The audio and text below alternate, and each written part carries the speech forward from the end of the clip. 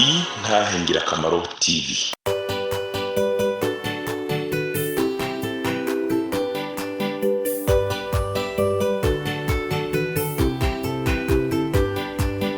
Umwami Yesu arindeze niwatanga amajambo unyabyaha ngo renguka umva iby'ubugingo atugirira ubuntu akatwiyegereza amajambo meza cyane yo kunera umunezero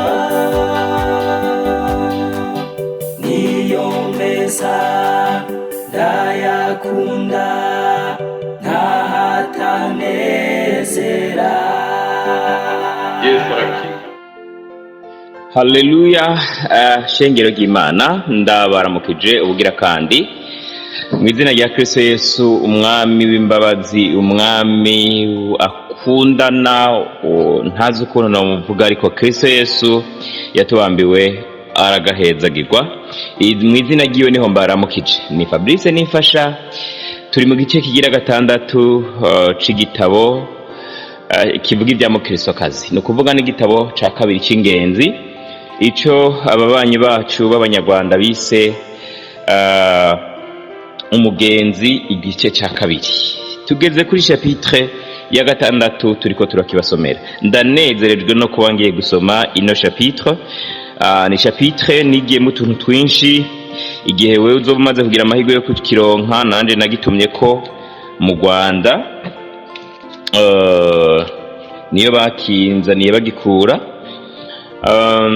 Igihe nawe uzomaze kukironka uzosobanukirwa byinshi, kuko icyo maze kubona iki gitabo c'ingenzi uko ugenda ugisoma ni kurushaho kugitahura. Niko bimeze no muri Bibiliya, uko ugenda uyisoma ni kurushaho kuyitahura, kandi uko ukiganira ko n'abandi ni nako ugitahura. Imana imfashe gose ibyo natahuye nshobore kubibasangiza, mbere bihimbaye inamvugisha ibirenze ibyo natahuye. Naka kanya ndiko ndabasomera ndusheho gutahura ibindi, kugira namwe murusheho gutera amaje imbere. Mbega ingene bizoba ari vyiza duhuriye mu ijuru, mwarungutse nanje narungutse naranabungutse. Imana ishimwe, dusengeranire, sivyo? Reka dusenge gatoya. Mwami wacu Yesu, ndagushimiye kunyongera ino opportunité bana nanje muri bino bikorwa ngiye gukora, kandi uzobane n'abazovyumva bose. Ubane n'intahe ngirakamaro, urusheho kutugirira neza, ducira inzira mu izina ryawe Kristo Yesu niho mbisavye, amen. Abagenzi canke Mukristo kazi nambabazi n'abana ba Mukristo bagera mu nzu kwa Musobanuzi. Ku mugoroba batarafungura, Musobanuzi ajyana abagenzi mu byumba birimo ingero z'ibintu byafashije abandi bagenzi. Anabereka ibyo Mukristo yabonye. Babona umugabo uri mu kazu kazitiye, wari wararose ashaka inzira mu banzi be hagati, hamwe n'igishushanyo c'uwasumbaga bose n'ibindi bintu byari byarafashije mu Kristo. Ibyo birangiye, Musobanuzi abanza kubajyana mu cyumba cyarimo umugabo utarabashaga kugira ikindi kintu areba bitari ubutaka, kandi akaba yarafashe igikoresho c'amenyo 3 bakoresha mu ifumbire. Ngira ni kimwe bitikanya. Hejuru ye hari umuntu wari ufashe ikamba ry'ijuru, wamubwiraga ngo bagurane ikamba ico gikoresho. Urumva kugira ngo amuhe igitsibo, wa undi nawe yimba ahebe iyo kanya ayimuhe. Nyamara uwo mugabo ntiyigera yubura amaso, ahubwo akomeza kwikundira ibyatsi n'udushami tw'ibiti akoresha ico gikoresho cye. Kristo kazi ati ndumva nshobora kumenya ico ibi bisobanura. Uriya arerekana uko abantu b'iyi si bameze, si byose databuja? Musobanuzi ati ni koko, kandi kiriya gikombe cye cyerekana umuntu akunda ibishimisha umubiri we, kuriya gusambira ibyatsi, ibiti n'amabuye aho kwakira ikamba bisobanura ko kuri benshi ijuru ari umugani, bagahitamo iby'isi kuko ari byo babona ko ari iby'ukuri. Kuriya kutagira ikindi kintu areba uretse ubutaka bisobanura ko iby'iyi si iyo byihambiriye n'imbaraga zose kuri kamere y'umuntu bituma umutima we wanga Imana. Mukristokazi ati yo Mana unkize kiriya gikoresho. Aha ni nko mu ishure sasa yari karamwigisha. Urumva uyu mugabo umukristokazi bamweretse, uravye ku ifoto ubona yunamye afukamye hasi ariko asa n'uri karocukura arimba. Hanyuma hejuru yiwe ku ifoto haboneka umumarayika afise igitsibo, afise impera, afise ingero, agomba kumuha amubwira ati yewe heba ibyo ufise uze ndaguhe iby'igiciro. Umuntu akanka. Bisobanura iki? Nuko ubutumwa tugerageza kububwira abantu, umuntu ukamubwira ati heba kudandaza itabi Imana izokugira neza, atoya niryo rintungiye abana.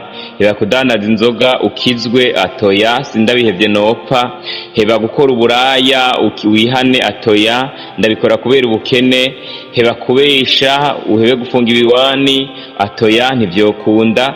Donc bigereranywa n'uko kuntu umuntu abwirwa kuva mu byaha ariko akabona umenga ibyaha nibyo bimufitiye akamaro.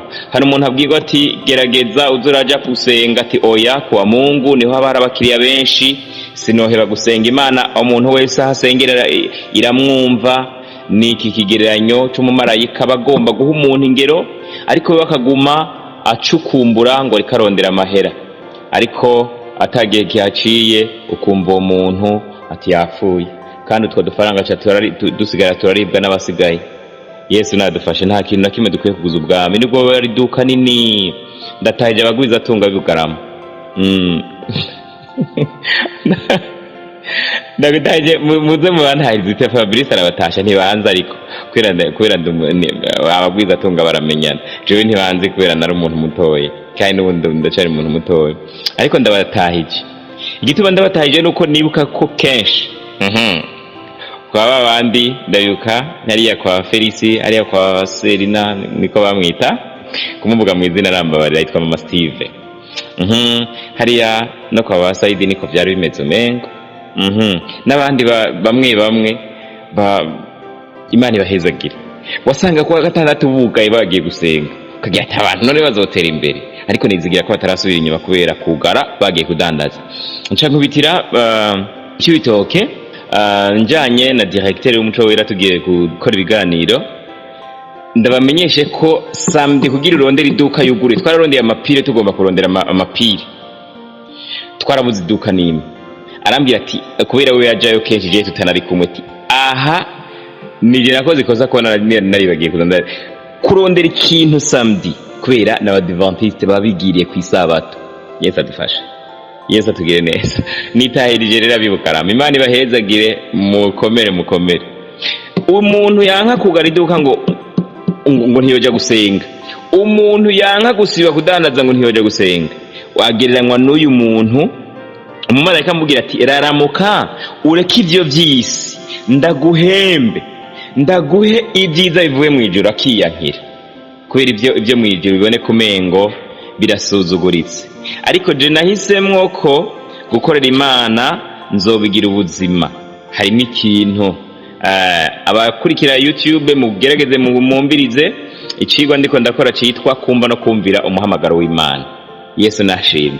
Reka nikomereze ku kindi gishushanyo. Musobanuzi ariko yabanje kwishira, musobanuzi yabanje kwishira mu Kristo ati iryo sengesho risa n'igibagiranye,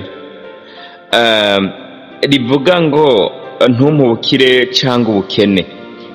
Iryo Salomo yasenze ngira ngo rivugwa n'umuntu umwe ku gihumbi, kuko abantu benshi cyane bihitiramwo ibyatsi, ibiti n'umukungugu. Mbabazi na Mukristokazi batangira kurira bumvise ayo magambo, maze baravuga bati mbega ni iby'ukuri koko? Umusobanuzi amaze kubereka ibyo abajana mu cumba kirusha ibindi ubwiza, maze abasaba kureba impande zose. Hagomba abereka ikindi kintu, ariko mwumvise aka kantu ati isengesho Salomo yasenze avuga ngo, isengesho riri mu Migani igice cya 30:8 rivuga ngo Mana, ni Aguri si Salomo, ni Aguri muga ryanditse mu Migani ya Salomo. Mugabo ni Aguri yarisenze avuga ngo Mana, ngo ico jewe niravye ndiyitsi ati ukambubukire nukuri ntazokuvako, ntangure kuvuga ngo nzohimba mvuge ngo Uwiteka niki. Ati mugabo rero kandi ntume n'ubukene tiko niravye nohava niba ngatukisha izina ryawe, bisobanura ngo uzompe ibinkwiye. Yesu nashimye. Uyu muntu rero abafise ivyarya afise imukwiye, mugabo akacaye nka gukora Imana kugira ngo azongane n'abasiyone, ngo azongane n'abaziranotse, ngo azongane n'abanda. Korera Imana mu minsi yo gukora witeze imbere, ariko mu minsi yo gusenga usenge. Ntukabuzwe Imana n'ibyo mu isi. Wanyumvise? Ntukabuzwe Imana n'ibyo mu isi. Ndumugurana mugenzi wawe agukebuye. Imana iguhezagira.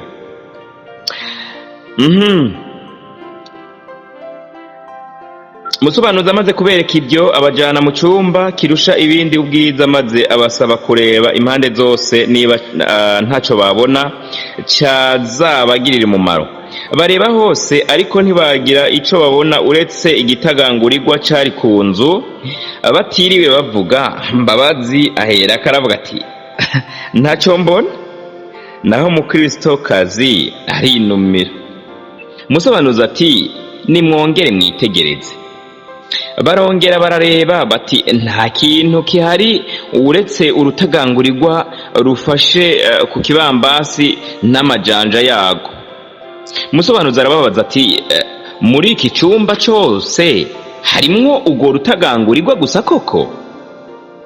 Amarira abunga mu maso ya Mukristo kazi, kuko we yari yumvise ibintu neza. Niko kuvuga ati databuja, harimo byinshi ndetse harimo n'ibindi bitagangurirwa bisumbya ubumara kiriya tubona. Musobanuzi amurebana ibyishimo n'impuhwe ati uvuze ukuri. Mbabazi arababara. Babana bitwikira mu maso kuko bose bari batangiye kumva ibisobanuro by'iryo hurizo. Musobanuzi arakomeza ati nk'uko mubibona kiriya gitagangurirwa kirafashe n'ibiganza byaco kandi kiri mu nyumba z'abantu. Ibi rero byazaniwe kubereka nubwo mwuzuye ubumara bw'ibyaha ko mushobora nyamara gufatisha ikiganza cyo kwizera kandi mugatura mu cumba kirusha ibindi ubwiza kiri mu nzu y'umwami nyir'ijuru. Mukristo kazi ati ndashaka kubyumva ariko simbyumva neza. Nge nubwo turi mu cumba kirusha ibindi ubwiza, ariko kwigishwa na kiriya gitagangurirwa cyuzuye ubumara kitagira imbabazi ko twakoresha ukwizera ntabwo nari nakabyumvise. Nyamara dore kirafashe n'amajanja yaco mu cumba kiruta ibindi, kandi Imana ntiyacangiye. Barishima nubwo amarira yababungabunga mu maso. Abo bagore bombi bararebana maze bikubitira icarimwe imbere ya Musobanuzi. Mbedagejeje ngaha, ibi bisobanura iki? Yesu nashimwe.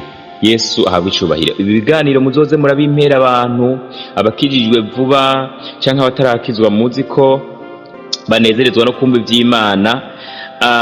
Iyo reka mvugemwo ngo nubwo wewe wikengera ubona ko ata mirimo y'Imana urakora, nubwo ubona yuko umengo ntivyokunda kukizwa ngo umere nka naka, nubwo umenga aho ugeze ntivyo bigikunda kuba bari gukazemerwa mu ijuru, biracashoboka. Wizeye Kristo Yesu nk'uko kiriya gitangurirwa, nubwo umengo nta kimazi cabaye mu cumba c'ingoro nziza, nticirukanwe. Cabaye ikigereranyo kivuga ngo nubwo nawe ataco umaze, nubwo umenga urasanzwe, nubwo wabaye umunyavyaha kirekire, Yesu azokwemera niwamwizera.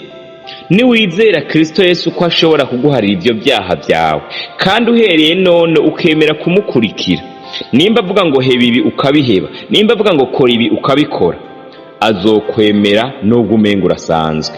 Yesu rero ntakangishwa amafaranga ngo akunde abatunzi, ntakangishwa amashuri ngo akunde abize menshi, ntakangishwa isura ngo azashima abakobwa beza canke abagabo beza, ntakangishwa inyambaro zizimvye, ntakangishwa ngo uvuka mu nzu z'abakozi b'Imana. Oya, n'umunyavyaha afise ivyaha vyinshi, iyo yizeye Kristo, Kristo Yesu aramwakira. Konote bien, igihe niwaguma ugifinisha, igihe cawe co gukizwa kizotinda kikurengana. Reka nkomeze. Nuko musobanuzi abajana mu kindi cumba kirimwo inkoko n'uduswi twayo, abasaba kuyitegereza akanya. Kamwe mu duswi kaja kunywa amazi, maze uko kamize kakareba mw'ijuru. Musobanuzi ati nimurebe ico ako gakoko gakora, nikabigishe kumenya aho ibyo mufise biva, kubyakira mureba hejuru, ngaho nimwegere mwirebe. Nuko babona ukuntu inkoko ifite uburyo bune ishikiranamo n'uduswi twayo. Ubwa mbere, ifite uburyo busanzwe ikoresha buri munsi ibuhamagara. Bwa kabiri, ikagira uburyo bwihariye ikoresha rimwe na rimwe ibuhamagara. Bwa gatatu, ifite uburyo budasanzwe ibuhamagaramo ngo ibubundikire. Bwa kane, ikanagira uburyo ibuburiramo hari icago giteye. Aha birasobanurwa. None ngaho nimugereranye iriya nkoko n'umwami wanyu, naho turiya duswi mutugereranye n'abamwumvira.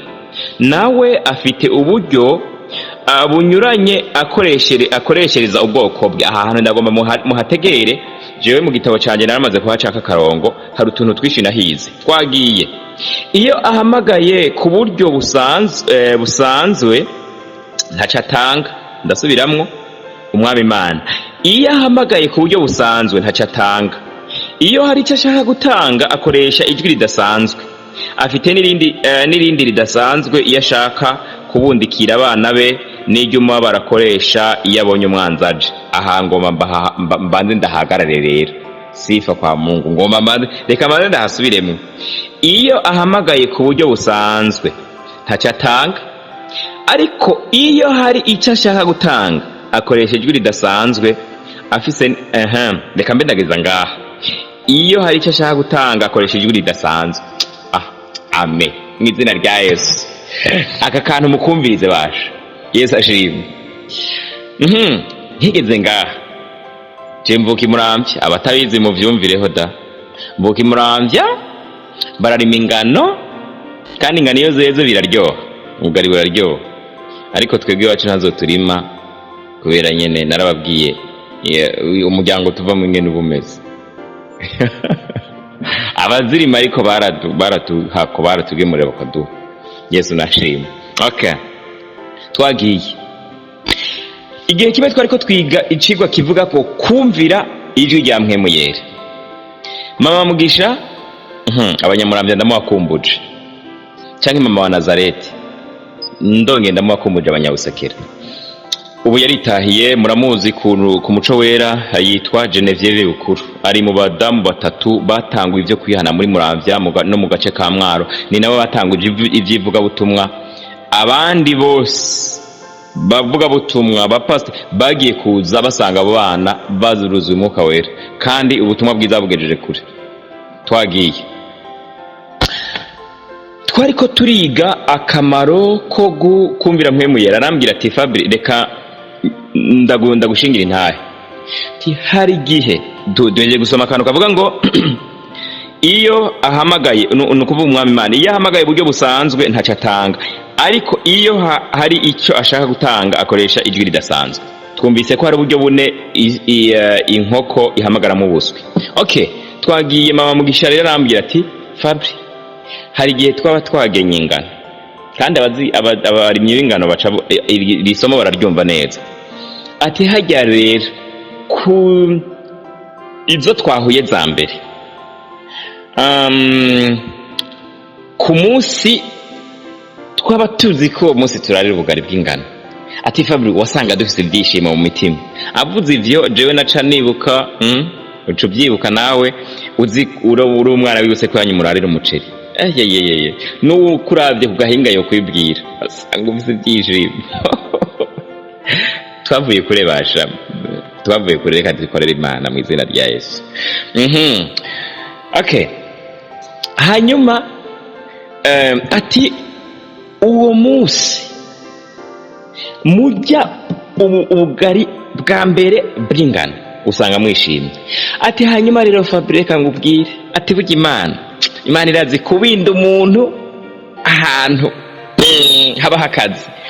Ati narabugenye, narabusekuye, narabusiyeye, ndaritse ku mugoroba kugira ngo mpave ncumba. Yesu nashimye. Ati rero sinaritse nkaza numva ijwi, nirirwanye ibyishimo yuko uwo munsi ndarira ubugari bw'ingano, nkaza numva ijwi iti senga uno munsi ntujya, fata amasengesho z'imbere yanje. Ati Fabri, wamengo ni ikintu bansogose. Yesu nashimye, Yesu ashimye. Aca nibuka nanje igihe kimwe ndi umunyagice, nkiri umunyagice.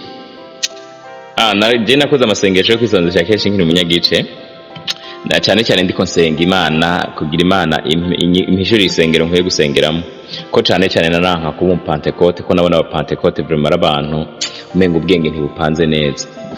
Nashaka ziriya zindi shengero murazibona nyene ziba ziri mu rwaruka rw'abastar, nizo nakunda. Rero ndibuka ko hari igihe nategura amasengesho umunsi, uwo munsi ndawibuka baca bazana utuntu turyoshe ntaheruka, ngo ndumva ijwi mu mutima rirambye ati ntumenye ibanga, senga Imana izokugirira neza. Nca ndakomeza ndasenga, Imana nishimwe, Imana yarakoze yanshoboje ico gihe.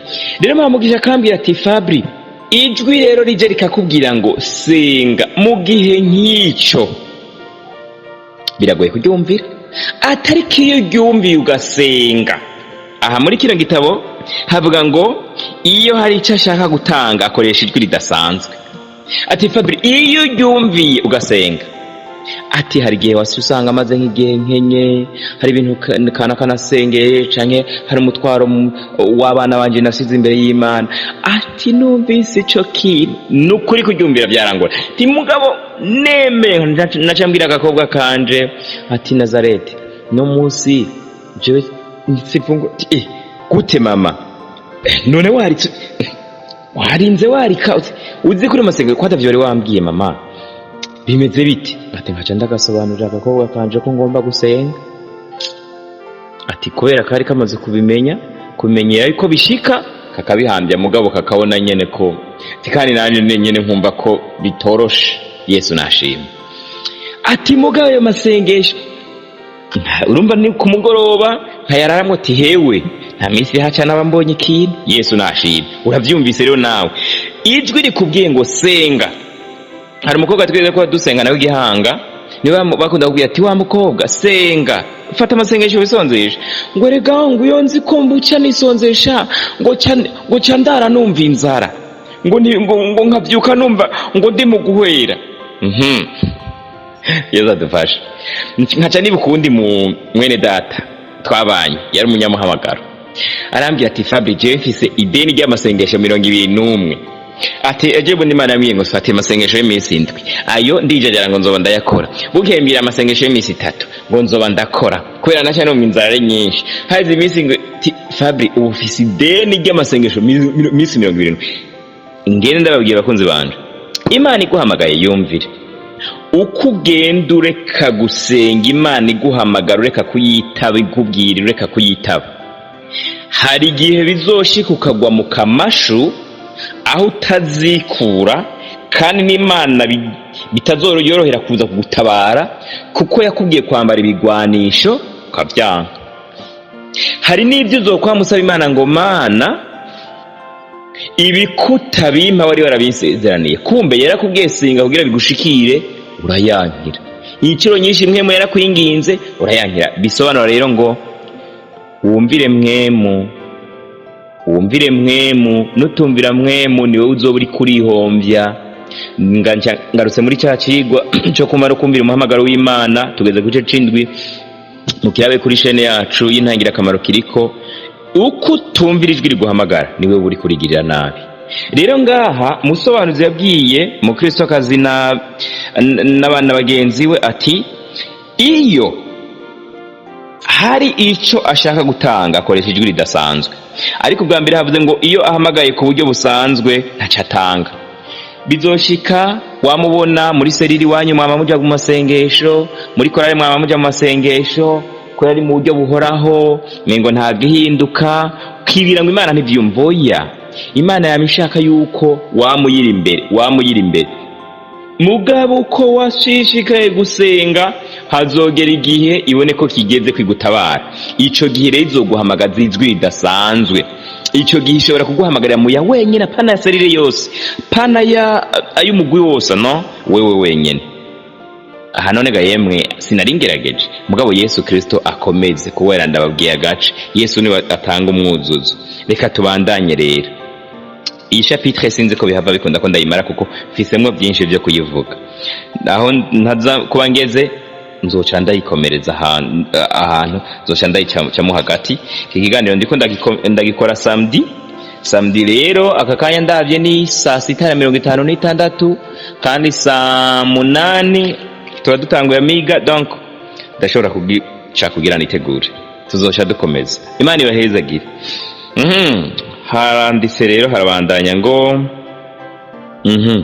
iyo hari icyo ashaka gutanga akoresha ijwi ridasanzwe. Afite n'irindi ridasanzwe iyo ashaka kubundikira abana be. Aha naho n'Imana irashobora kubwira umuntu uti senga, atari uko igomba kuguha ibintu ariko igomba kugukiza icyago kiri imbere.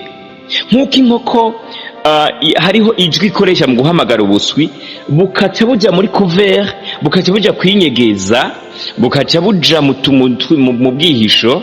Ni nako Imana hari ijwi ikoresha ibwira umuntu guhunga, ikaburira umuntu gusenga ayo guhunga. Uyo muntu kenshi iyo akunze kubikinako aragwa nta kabuza. Hari urupfu ruramuhitana, kandi hari igihe agwa mu byaha, cyangwa ubwo urupfu rukamuhitana ntapfire mu byaha koko, ariko akaba yishwe n'urupfu rutarugwiwe kubera atasenze. Reka mbandanye. Afite n'irindi ridasanzwe iyo ashaka kubundikira abana be, n'iryo umubabaro akoresha iyo abonye umwanzi aje. Anja ndavyibuka turi mu masengesho, hari igihe ubona umuvugishwa ariko avugishwa arira kubera ibyababona biba biri imbere. Imana nidufashe. Bakundwa rero, nabazanye muri iki cyumba kuko muri abagore kandi nkabanzi ko ibi mu byumba vuba. Naje Imana ishime ko nifashishije utororero tw'abana rugo, nubwo hari utwo na jewe nagiye nshiramwo ku gatwe kanje nanje ntari umuntu rugo. Okay, mu Kristokazi ati turakwinginze rwose twereke n'ibindi. Abajana mwibagiro aho umubazi yiciraga intama. Iyo ntama yari yemeye ugwaje idatera amahane. Aka kantu reka bariko ncamdangirizako. Ibisigaye tuzoja tubikomeza. Naka kantu nako ni nakingenzi. Yesu ashimwe. Beneda. Abagore k'ivy'Imana bariho. Hari umuntu ngo ni umuapotre da ejo bundi arakunda kuroga abantu ababwira inyigisho zitarizo. Nkiri no mu Burundi hariho nagerageje kubwira ubutumwa, acambira ngo we ngo none ngo ngusumba ngo naka, ntikubera ko ngereranije na naka, ngo yatubwiye ngo kunuko. Reka ndababwira ingene yamubwiye nyamuntu yabwiye nyamusore, nari ndamubwiye kwihana, nari ndamubwiye gukizwa. Acambwira ndamubwiye nti acambira ngo rero ngo usumbya naka. Nca namaza ni naka yababwiye ngo iki, ngo yatubwiye ngo ushaka kuba umutunzi ngo ushaka kuba umutunzi ngo uja mu vy'Imana ngo ukaja no muri politike.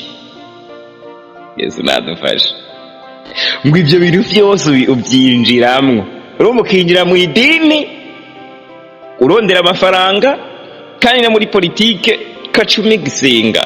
Muri iyi yavuze ngo bagenda bayimba ni baduteje akaga. Umuntu akabikirumira habiri muri politike agakina nimero ya mbere, no mu vy'Imana agashaka gukina nimero ya mbere. Iyo ni mariage itabaho. Ubundi abanyepolitike bakwiye kuba muri babandi bagereranywa nabo mu bwami, abami. Reka bose ndabita abami, sivyo? Umuntu w'Imana akwiye kujuwa role y'umuherezi canke umuvugishwa n'Imana. Rero umuvugishwa n'Imana ntakwiye guharanira kuba umwami, kandi umuherezi ntakwiye guharanira kuba umwami. Ahubwo umuvugishwa akwiye gufasha umwami kuganza neza, akagendera amubwira ivy'Imana imutumye, kandi agasengera wa mwami kugira ngo bigende neza. No kuvuga umukozi w'Imana yarakwiye uwo kusengera abanyepolitike kugira ngo baganze neza, kandi Imana ibaha ubwenge, batajyajya, batagira nabi. Umuvugishwa nuko yabwirizwa kugira, umuherezi même chose nawe nuko yabwirizwa kugira. Wa mwami nawe cyangwa wa munyepolitike nawe yabwirizwa kuganza yubaha Imana, akaganza mu gusenga. Hageze gusenga akagenda gusenga, hagize n'ikimutera amakenga akabaza abavugishwa n'Imana, akabaza abaherezi iti mbega vyogenda gute.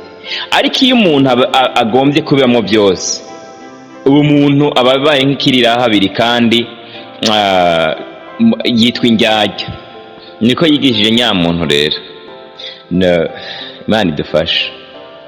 Abarozi mwe nabo babaho. Niwe rero ejo bundi sinzi bambwiye abandi ngo bamwumvise avuga, umuntu Imana yo mwijuru imutabare canke imukure mu kazi ko kuzimiza abantu b'Imana, ipfumu imukura imaka mikrofone kuko arakunda guhuvya abantu. Imana idufashe.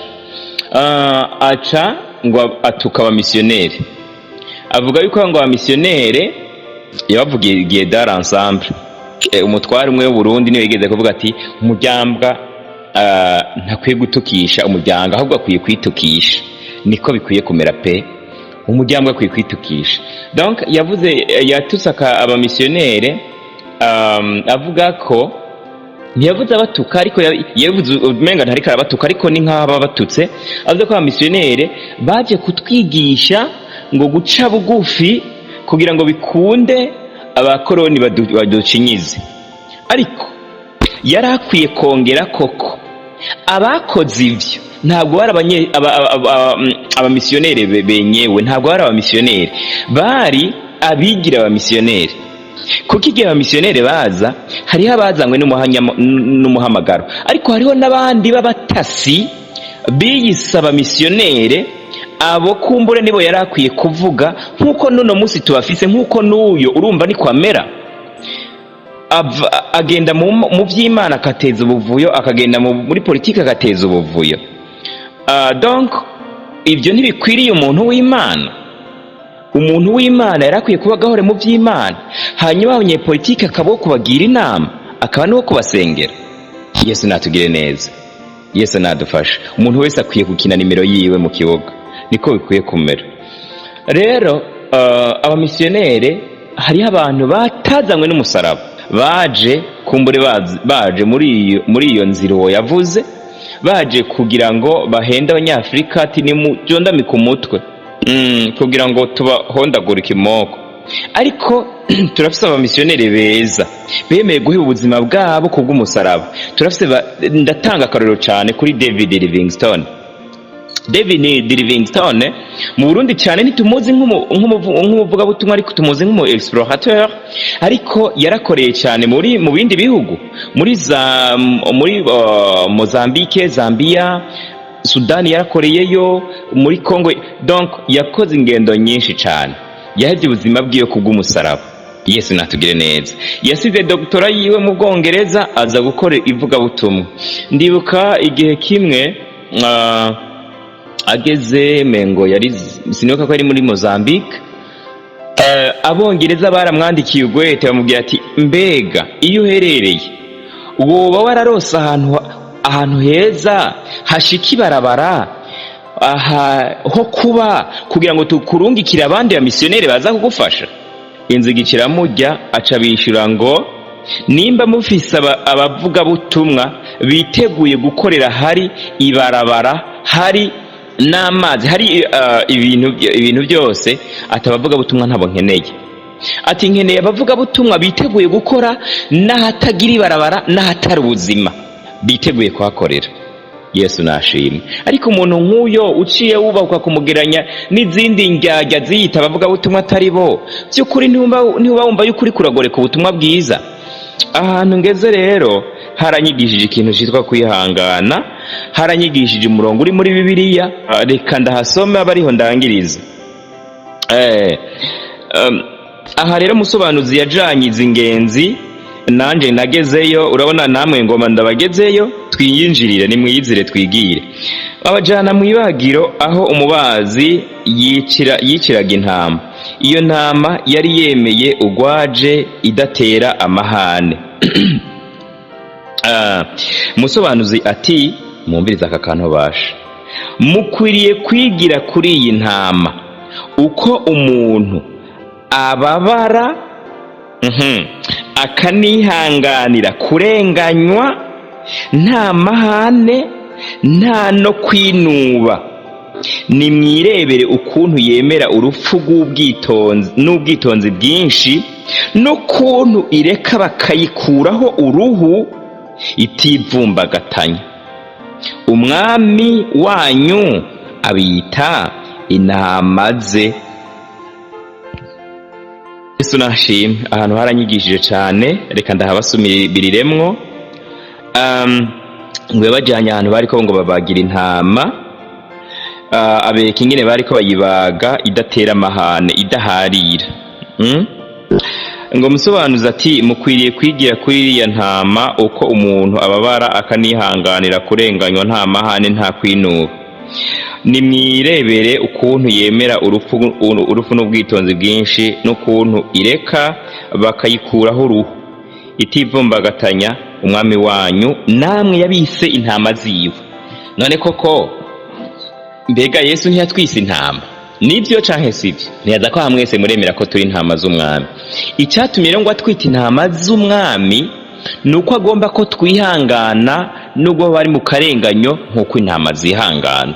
Igihe nariko nigisha kumva no kumvira umuhamagaro w'Imana, ni kigwa kigikomeza.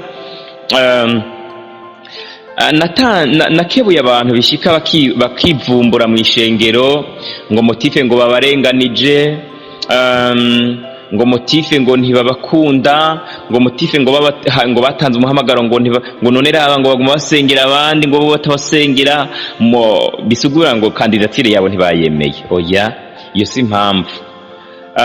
Indirimbo muri Okovu ivuga ngo kila mtu awe safi katika kanisa lake. Bisobanura ngo umuntu wese akwiye gutungana, kuba agahore mu rusengero asengeramo. Nimba urusengeramwo kuri motife zibiri, swati ururimwo kugira ngo ugire icyo rumariye, cyangwa ururimwo kugira ngo rugire icyo rukumariye.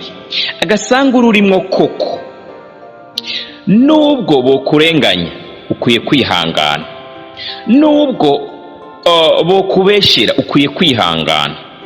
Nababwiye umupasiteri umwe wo mu Ruyigi, ndamukunda, Imana imuhe umugisha, bigeze kurenganya, hanyuma bagenzi baza kumubwira ati uru idini yibaza yuko ari bazoja mu ijuru bonye, ingo twe turabagwiza tunga, turakuzura umuvyeyi barakurenganije turabizi. Ati iyizire ariko hambere aho habanje kuza bo mu rindi shengero ntirirwa ndavuga izina, baramubwira bati iyi nzira iwacu uzoshika ushishikara ko umupasteur. Arabaza ati nukuri murakoze, ati nivyo urabona iryo shengero ryanyu ingene rirenganya ribeshera abantu, ati murakoze cyane, ati ariko mbere yuko nzi wanyu ndumva muranankunda, reka mbanze mbibariza akantu, mwishengero wanyu ntababesha bariyo? Ati ya muvyeyi bariyo nitwobesha. Ati none gute mumbwira ngo nze ahantu n'ubundi mva babesha? Ico bakwemeza yuko nejo naho batombeshera n'igiki? Ati shengero ndondera rero siribesha, naryo ntiribaho ngaha mwisi. Yesu nashimwe. Ati abandi mu nyuma baca baraza bo muri Pentecote nyene bamubwira ati mupasiteri wacu reka tugure ikibanza tukubakire, ucuza utwiberera umupasiteri, abo tubareke ibyo bigira nibiki. Cyaraza abishira ngo mubanse nabonye ni mwebwe ba mbere. Ati gute muvyeyi? Ati ndababaza ikintu, muremera ko bambeshe? Ego. Kandi murabona ko ngiye yego. Ati none ndakubaze, murashaka ko mumuhizi? Ego. None nimba ugomba kuba umuhizi umwasa guteye ku kibuga cyawe, woca ugituka kimusigira cyangwa urakigwanira umwasa akaba ari wahunga? Baca barumva icyo babwira ati muvyeyi tubabarire, ni ukuri tubabarire kandi Imana igukomeze. Kandi nta gihe cyaheze baca bamwakira, kandi abantu bose bakinye iyo diri, Imana yarabafatiye umwanzuro. Yesu nashimwe. Rero nimba uri mu rusengero ukwiye kwihangana, kukurenganya by'ukuri umuntu yokubesha ngo mu rusengero ntibarenganye bakubeshe koko, irega kuko n'abantu kandi abanyabyaha bariyo, kandi si gitangaza hagiye umuntu yavuga ngo gushengero ry'ubu n'iryari batarenganya. Nimba abantu Yesu bagendana na Yesu bakicarana bakasangira bamwibonera, urabona twe tunamwizera ataranamubona nimbone nkubone, ugasanga hari n'indyarya gute bitoroshe no musiko baba mwindyarya mu rusengero. Nimba mu gihe cya Paulo murabona ko hari umuvyuru udasanzwe, umuntu yashobora kubeshera imbere y'Imana akacapfa, ariko harabaho indyarya.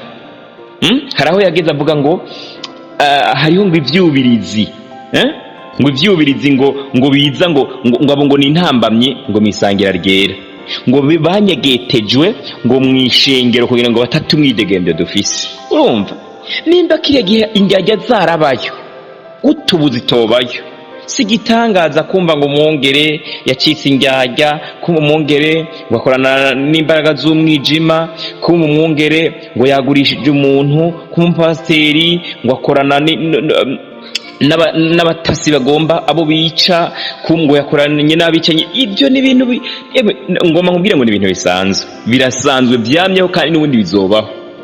Uwo muntu agomba avuga yuko agomba atanguza irindi shengero ryiwe ryo ritari mw'ivyo, kiretse gusa nimba ari wazorigumamo wewe n'umugore wiwe n'abana biwe gusa, atawundi muntu azemera. Ariko no mu bana biwe ntazi ko tangyaya zizobamo.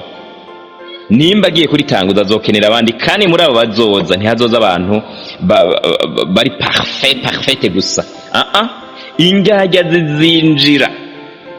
Ntabwo uvuga ngo mwishengere wacu nimba atani n'umwasa atariyo, nta n'umukunzi ntariyo, ishengero shetani adatumamo intumwa, nta nico riba rimutwaye, nta nico riba rimuhombeje. Bisobanura ngo nta n'abantu bari bikorera rongora ribajana mu ijuru.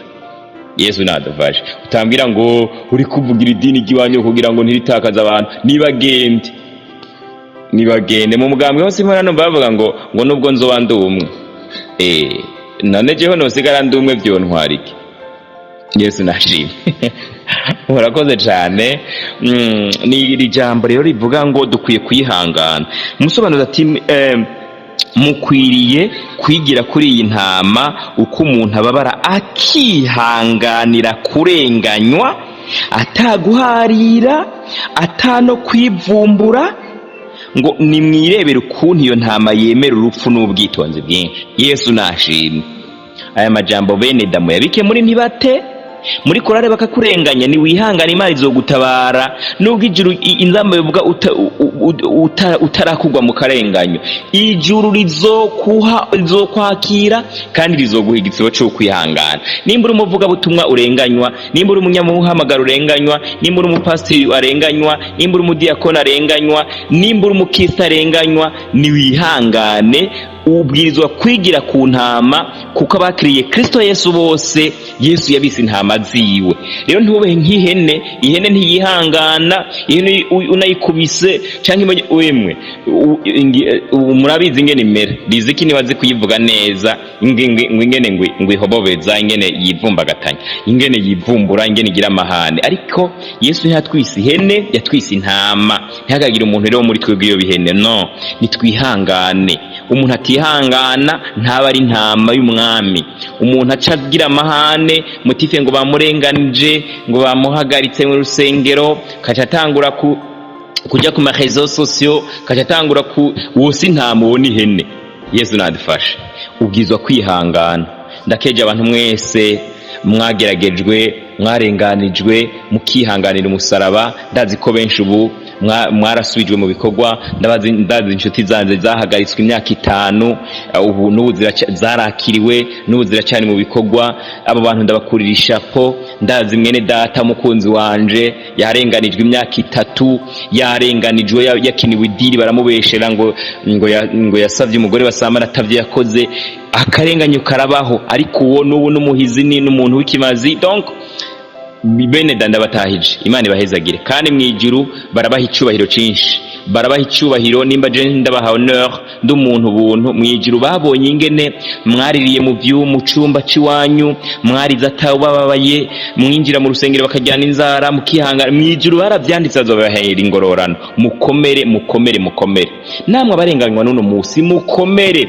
Hari ahantu hamwe nigeze kugenda nsanga hagakobwa ngo kahora rakavugishwa, kahora rakantu kakemesha mu baririmbyi, karagwara igihe kirekire, ngo ntibaza kukaraba. Ncasanga kari mu migambi yo gusohoka ishengero. Ndagerageza ndagafasha, ndakaba hafi, niyemeza kugacikira inshuti, kubyo niyo ngiye aho hantu naguma mbaza nti mbega nakameze gute, nkagerageza kugaha ubufashe bwose nshoboye, nkagerageza ngo ndakabe hafi. Niko kiryo shengero ry'aho hantu ryasa n'iryakibagiye. Byarangiye n'ubundi kavuye mu ishengero iryo kagiyemo. Ntumbaze ibyaryo, ntumbaze. Ariko ndemera umuntu ashobora gusohoka mu ishengero pe ataguye, akaja mu rindi rimuha amahoro. Kandi ivyo nibisanzwe, kuva kuri terre imwe ukaja ku yindi, nukuri nibisanzwe. Ariko kimwe gusa, urumva hariho ubuhizi utaburose, hariho ubuhizi utaburose. Ariko biraza kuba bicare ni wasohoka ukaca ugenda utera kavuyo, ukagenda utukana, ukagenda wivumbagatanya nka yahene twavuga, ukagira ubundi uvuga amajambo mabi, ukagenda wandagaza abantu. Oya, kwihangana kuzoba kwakunaniwe ntagitse uzoronka. Ariko hariho ugeragezwa akaca asohoka ishengero, akigira amahoro umutekano, atabirananiye by'ukuri nta ngorane. Ubundi Bibiliya n'ubundi ntiyaduhamagariye kuba imbohe, ntiyaduhamagariye kuba mu buja, yaduhamagariye umwidegenzo pe.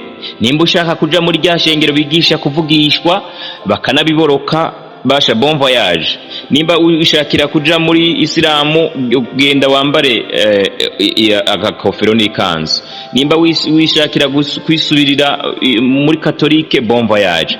Ariko ugenda uzi yuko kwiherezo umuntu wese azohabwa impera yico yakoze akiri mwisi.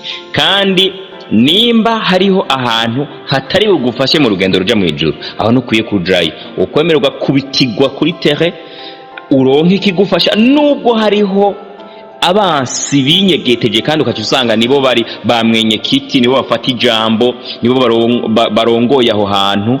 Imana yo mwijuru izocura urubanza bakure. Ihangane, izocura urubanza bakure. Isa n'undi mutware mwiza w'imbabazi. Rero mpanura abantu kwihangana nukuri, kandi nkakeza bihanganye.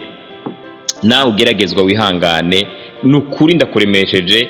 Kandi nimba wari muri iki kibazo wimvira wifuza no gusohoka, ukaba wumva hari ubufasha no guha bwo kuremesha busumba ubu, nukuri nimero yanje mu kanya cyuyumva, ndondera tuganire ndakuremeshe. Najewe mbayeho nzi kwejo nshobora kurenganya, hirya y'ejo nshobora kurenganya. Mbere ndabikubwire ngo ko bashobora mbere no kuntaramura ndabivuge. Kandi nta ngorane mfitaniye n'abaganzu no munsi. Ariko n'igihe naho vyo mbwirizwa kuguma ndi umukristo, mbwirizwa kuguma ndi umuntu ariko aja mu ijuru, mbwirizwa kuguma nihangana. Kuko sinobwira abandi ngo bihanganira abandi ibindi hama nanye ngo nibwire ngo ivyo ntivyobaho. Bishake biyize nibishake biyize. Yezu nashimwe. Umunywanyi umwe uyu mugambo uri ku butegetsi yari mugenzi wanje mwaka wa ryari yaranyigishije cyane ibintu by'abanyamigambo bitwigisha nibo bakunda kuvuga ngo naho nzoba ndumwe. Uwo muntu arambwira ati Fabri je ntubona twari ko turatera inkuru ko yarasanzwe ari inshuti yanjye. Arambwira ati Fabri je ntubona nubwo wonkeba gutyo iraso ryanje wosanga yishiririye kukanda kiyumvira n'iraso yiwe. Ndumva ko kuntu umuntu ashobora kumva ko ati ikintu nagifashe ikintu jewe ndakirimwo naho gira gute nibikunda nukinkura ko urumva. Ariko mu Kristo kaje usanga kuri Kristo akantu gatoya karamukuyeho urumva. Yezu nadufashe. Donc ibintu niho Yesu yageze ahantu aravuga ngo abana ngo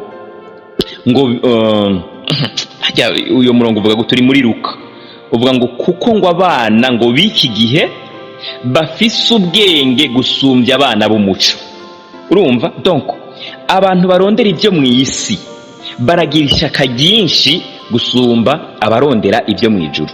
Ariko siko byari bikwiye kugenda kuko abarondera ibyo mu isi ni iby'igihe gito. Yesu nadufasha. N'umukristo n'umukizwa iyo bari muri bintu bya politike iyo basanzwe ari mu ntwaro nabyigire karabe ingene bagenzi we bagira imbaraga mu bya politike. Nawe ko asanzwe yaramenyanye na Kristo nubwo ibyo birimo uwo mwete mbere mu by'Imana akoreshe uwurengeye uwo akoresha mu bya politike. Yesu nashimwe. Ibi ndiko ndabivuga kubera iki?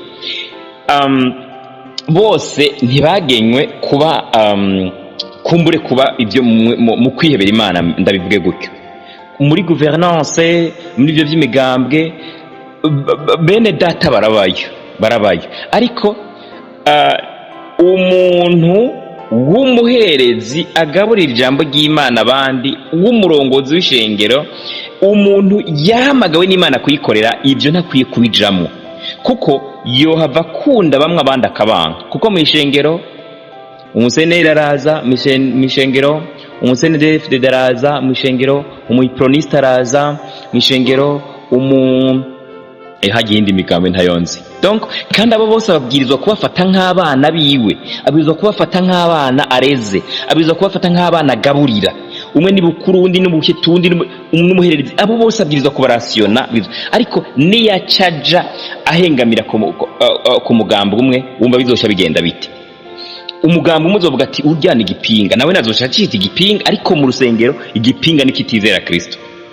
No mu biprona no musenere no mu Frodebu no mu CNDD-FDD donc uwo wese nimba aje arondera Kristo yari umwana w'Imana, yari umwana ukwiye kwakira na mwarya bavuye muri biriya bintu bya politike birimo akavuyo ko kubera haba hari ntihahuriye abantu bizera abaje ngo aruhuke, abaje kugira ngo aronke ijambo rimuhembura rimusubizamwe intege kwavuye mu bindi bintu.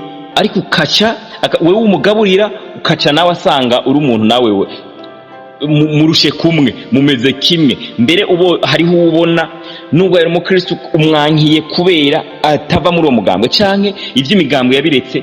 Kuko hari n'igihe umunyamahane aza ahubwira ati emera umugambwe wacu, akamubwira ati vraiment nukuri numva ata mwanya noronka kuja mu migambwe, I'm sorry. Akaca bigora kubera yumva umenga ijwi ryiwe iyo umwemerera ijwi wari kurimuha ivyo akabiguhora. Donc ariko uwumva atarakwiye kubijamwo yarakwiye kutabijamwo, hama nimba arumva yaragiye muri uriya akagenda muri uriya nimba, ariko umuhereza ibyo ntibikwiye kuba ibintu vyiwe. Ndabivuga kuko nzi ko benshi cyane babigiyemo kandi